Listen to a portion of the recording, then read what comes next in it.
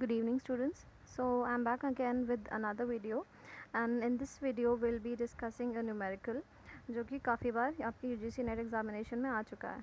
Okay, so let's get started with the numerical. And your question is, molar extinction coefficient of a substance ABC at 532 nanometer is 0.15. ठीक है.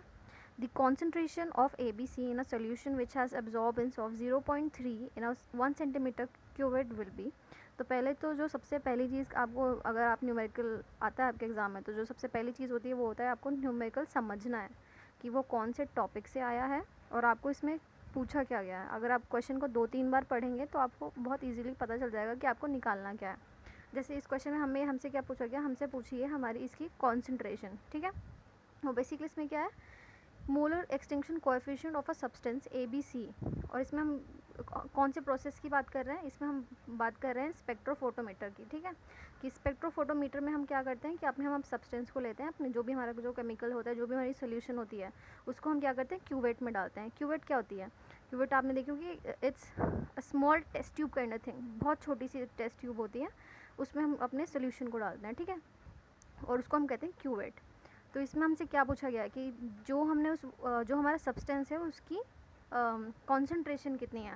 Absorbance हमें दे दी है हमारे question में, but हमसे क्या पूछा जा रहा है, उसकी कॉन्सेंट्रेशन. और स्पेक्ट्रोफोटोमीटर का में हम क्या करते हैं, हम जाते हैं अपना सोल्यूशन लेते हैं, उसको क्यूवेट में डालते हैं, क्यूवेट को क्लीन करते हैं, फिर उसके बाद हम उसको स्पेक्ट्रोफोटोमीटर में सेट डालते हैं, फिर स्पेक्ट्रोफोटोमीटर को बंद करते हैं, उसको एक वेवलेंथ पे सेट करते हैं, तब जाके हमारा एब्जॉर्बेंस और हमारा कॉन्सेंट्रेशन पता चलता है. ठीक है, सो ये तो है इसका बैकग्राउंड इन्फॉर्मेशन जो आपको पता होनी चाहिए. कोई भी न्यूमेरिकल देख के आपको पता होना चाहिए कि ये कौन से टॉपिक से रिलेटेड है.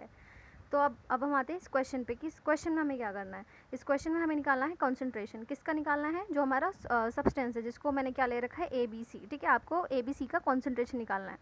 तो जो इसमें आपका जो हमेशा एक ही फॉर्मूला लगेगा, और वो फॉर्मूला क्या है, A=KCl.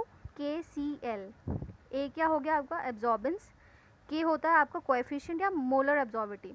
ठीक है, कई बार आप क्वेश्चंस में या तो उसको डायरेक्टली दे दिया होगा कि वो कोएफिशिएंट है, या तो उसका कोई नाम चेंज कर देंगे और उसे मोलर एब्जॉर्बिटी रख देंगे. तो काफ़ी टाइम्स क्या होता है, दैट स्टूडेंट्स गेट कन्फ्यूज्ड कि हमें तो के का कोएफिशिएंट बताया था, बट यहाँ तो कुछ और है. So please make a note that K denotes your coefficient and also your molar absorptivity. Okay, C आपका क्या है, आपका concentration, and L is the path length.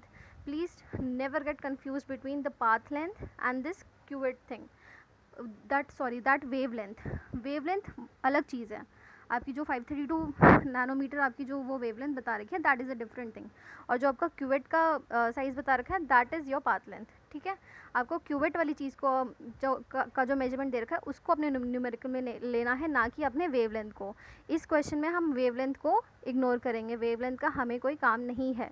ठीक है, तो अगर हम इस क्वेश्चन में देखें तो हमें कौन कौन सी चीज़ें दे रखी हैं, sorry wait a second.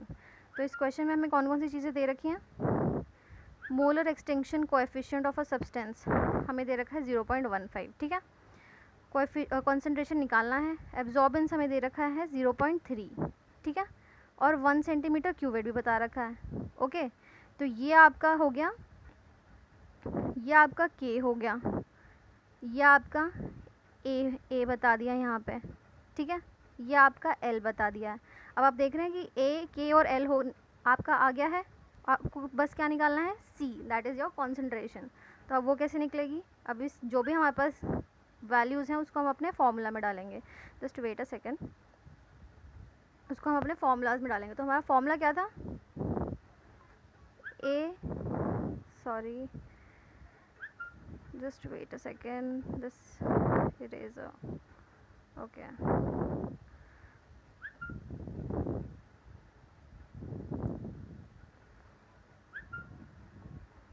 Or let me just write like this, yeah. Oh my god, what is happening?